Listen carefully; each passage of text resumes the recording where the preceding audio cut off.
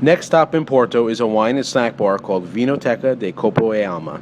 With 2 floors, guests are offered a great selection of wines from the Douro Valley and surrounding regions. Spotlit here at this Vinoteca are wines from one of my favorite Portuguese winemakers, Newport. Great expressions of port, including delicious 10-year-old white port, in addition to their other bottlings, really gives you a playful interpretation of the soil and climate of the regions. Plus, their bottle art is awesome. Luckily for me, Nadia, a Newport representative, was on site to guide me through and answer a few questions that I had on this trip. But usually the ones that are used to make the port are usually older. Okay. So you get older vineyards. Sweeter. Yeah, well, it depends. Depends on the altitude of the vineyard. Okay. You know, because the higher they get, the more sugary they get, the less sugar they have. So the lower towards the river or the warmth, the more sugar they have. And are you picking the grapes later in the season? We always pick early. Early? We always pick earlier than everyone else. And why? Because we don't like them too matured. Okay. We don't like them too alcoholic. Especially There's for way the more wines. sugar in it? Yeah, if you mature the grapes long enough, Yeah. you know, you have too much juice in it, and you know it's going to be too sweet. Yeah.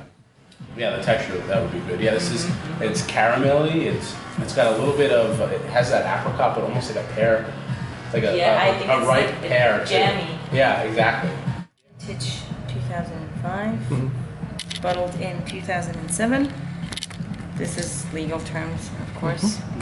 The vintage can only be for 2 years in a barrel. And then it's bottled, and it ages, stays the rest of its life in the bottle. Once you open it, we need to drink it fast, okay? Not fast, but it needs to be gone today, okay? Deal. It's true. You have to drink it in maximum of 48 hours. Wow. So, because it has a meaning, because it's been inside the bottle since 2007. Right. So once the air goes in, it starts to change the wine immediately. Yeah. The So it oxidation. starts to become vinegar, it starts to oxidate, and it's not the good sort of oxidation. No, like, it doesn't soften it. exactly, it's not like the tonic. It's good.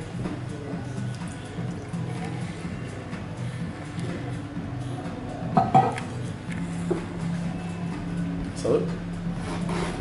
Cheers. Chin chin. It's good.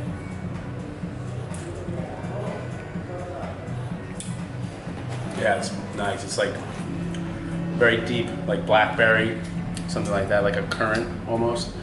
It starts to lose the sweetness, which is something I really like. But it's soft too. It's very like velvety. It's, Yeah, It's the smooth out.